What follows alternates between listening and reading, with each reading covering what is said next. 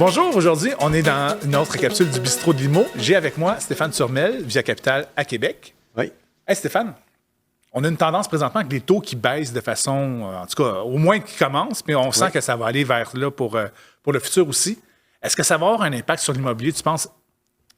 Ben oui, définitivement. Premièrement, ça faisait un moment qu'ils en parlaient, puis on ne savait plus si ça allait arriver ou pas. Là, c'est arrivé, puis les acheteurs en sont très contents. Puis ceux qui sont dans la transition de vendre et acheter aussi le sont.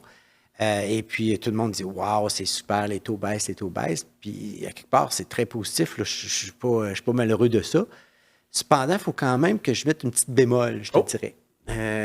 Ça n'améliore pas notre inventaire. OK. Puis ça met même encore à Québec, du moins dans la capitale nationale, puis Chaudière-Appalaches, là, ce qu'on peut observer présentement, c'est que autant qu'on pensait que les gens bonifieraient moins sur les propriétés, bien là, le fait que le taux a baissé, l'inventaire n'a pas augmenté. Là. Il n'y a pas plus de gens qui décident « je vais vendre, c'est le temps ». C'est ça, exactement. Si eux autres ils étaient pour refinancer puis ils pensaient vendre, puis là, leur taux a baissé, bien, ils vont se dire « je vais refinancer finalement, puis je ne vendrai pas ». Alors, l'inventaire n'est pas passé tout d'un coup là, de 60 000 à 75 000. On reste toujours aux alentours, au Québec, dans la province, sur Centris, 64. T'sais. Alors, finalement, ça met encore une pression sur le parc immobilier à vendre. Puis ça fait que les acheteurs, bien, au final, encore ce matin, on est en mois d'août, là, les gens viennent juste de revenir des vacances de la construction. On avait des bonifications encore de 25 à 50 000. T'sais. Oh, OK. Alors, c'est surprenant. Juste pour mettre les gens en contexte, bonification, on parle vraiment de surenchère dans ce cas-là. Oui. Okay, on sait que quand on a deux offres, on va avoir définitivement le prix demandé. Puis aussitôt qu'on a une troisième offre, on sait que ça y est, c'est parti en vrille. Là. La personne la veut. Puis surtout dans des secteurs plus chauds, OK. Là, c'est certain que les gens vont se dire, de toute façon, dans cette fourchette-là, il n'y avait rien d'autre. Alors, je la veux. Alors, c'est cette offre et demande-là qui est encore en déséquilibre.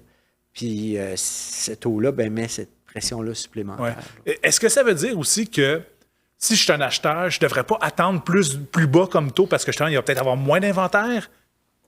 Bien, si tu es un acheteur puis que tu cherches de quoi de très ciblé puis que l'inventaire baisse encore, bien, tu n'es pas chanceux parce que tu vas avoir pas de choix. Oui, c'est ça. Puis s'il te faut une maison absolument, puis un toit, bien, crime, tu vas prendre à peu près n'importe quoi qui se passe là, à un moment donné. Puis ça, bien, c'est plate parce que c'est pas des bananes sur une maison. Puis tu vas te dire que j'ai pris celui-là pour me loger. Si tu es un militaire, tu dis pas grave, je suis transféré dans 4 ans. Mais souvent, c'est pas le cas des gens. Là, ouais.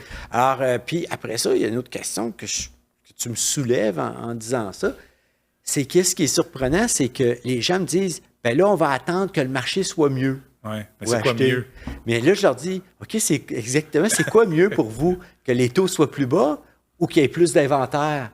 Parce que, tu sais, bon point. le meilleur, le meilleur marché, c'est les autres qui vont me dire, bien, on veut plus d'inventaire puis un taux très bas.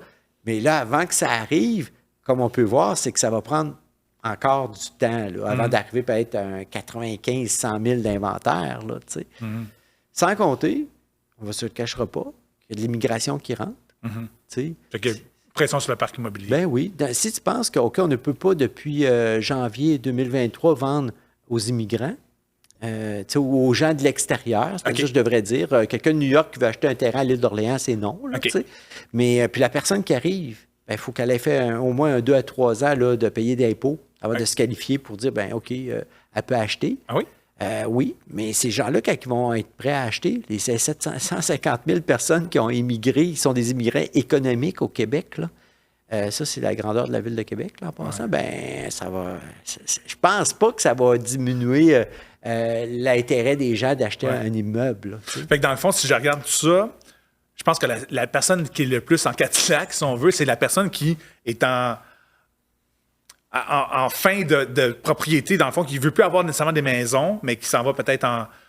tu sais, que 75, 80 ans, que les enfants sont partis, c'est trop grand, ils vendent leur propriété pour aller en résidence, mais c'est eux autres peut-être qui ont le plus gros bout du bâton, parce qu'eux autres, ils ne cherchent pas à acheter, ils cherchent à juste se localiser peut-être à location. Oui. Fait qu'eux autres, ils peuvent...